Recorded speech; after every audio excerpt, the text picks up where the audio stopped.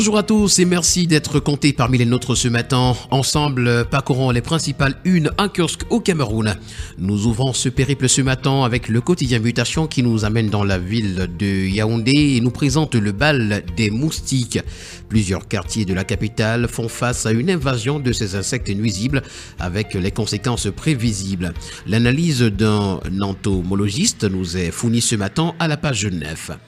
En page 6, on parle de carburant, hausse de prix et implications. Et puis Cameroun en Zambie en nul avant l'entame de la CAN.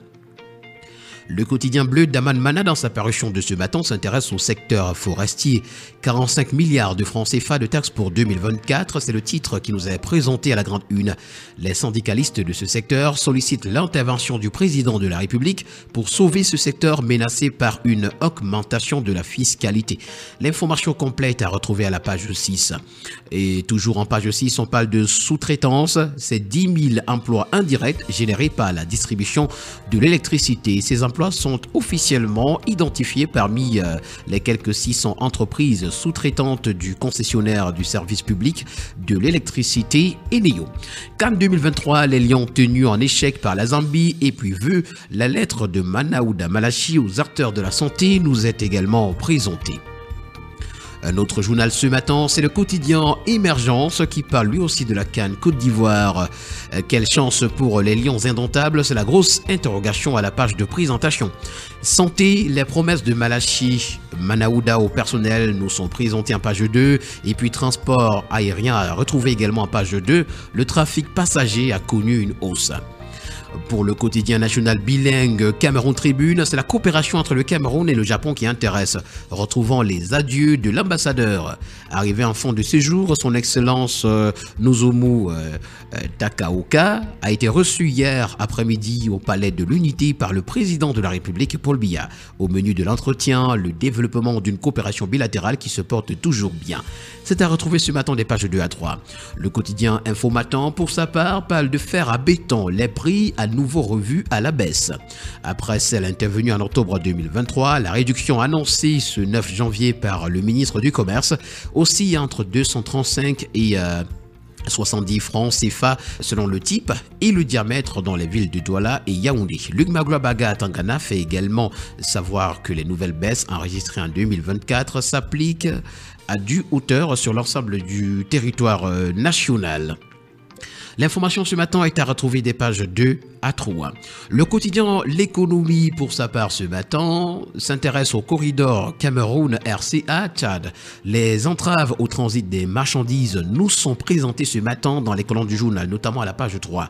Le sujet est au cœur d'un forum qui se déroule depuis hier du côté de Kribi.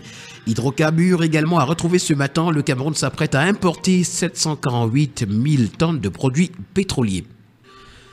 Le quotidien L'Info à chaud, pour sa part ce matin, nous déporte dans le département du Mungo où un député est traîné en justice par son épouse. L'information complète est à retrouver à la page 3. Zambie-Cameroun, match nul. Et puis hommage, Vincent Sosten Fouda célèbre le professeur Yosep Owon Tsama. C'est à retrouver des pages 6 à 7. Le quotidien Nouvel Horizon, dans sa parution de ce matin, s'intéresse au ministère de la Santé publique et nous renseigne que c'est Manaouda Malachi qui présente ses vœux au corps médical. Ce matin, le tri-hebdomadaire Le Soin parle également lorsqu'il titre « Lettre au personnel et partenaires du secteur de la santé au Cameroun, Dr Manaouda Malachi salue les résultats obtenus et les performances atteintes en 2023 ». L'intégralité de la lettre du MinSanté nous est présentée ce matin des pages 3 à 4. Même son de cloche ce matin dans les colonnes du bi-hebdomadaire Camarouest News, soins de santé au Cameroun en 2024, le message fort du docteur Manaouda aux soldats de la santé. Conscient des défis à relever dans son ministère, le ministre de la Santé publique, Manaouda Malachi, a adressé une lettre aux soldats de la santé avec pour objet principal l'amélioration du traitement des patients dans les hôpitaux publics. On parle de toute autre chose à présent, ce sera avec le journal Ouest Echo. Célestin Tawamba se retire après une victoire à la Pyrrhus. Antoine Zengue, favori pour être le futur président du GCAM. Nouvel an 2024, c'est que le maire de la ville, Roger Tafam, a retenu du discours du chef de l'État, nous a présenté. Dossier, le stade de Toket à Bafoussam, toujours en chantier plus de 50 ans après. Communauté, les Bangans de la MIFI unis autour de leur chef. Toutes ces informations ainsi que bien d'autres, vous les retrouverez en parcourant les colonnes du journal Ouest Echo. La voix du consommateur, un kiosque ce matin, parle de la Coupe d'Afrique des Nations et donne la parole à une figure qu'on connaît très bien. Je vais à Abidjan par la route. N'ayant reçu aucun accompagnement pour voyager par avion, le célèbre supporter Ngando Piquet a décidé d'effectuer le déplacement en Côte d'Ivoire par la route pour apporter son soutien aux Lions indomptables du Cameroun.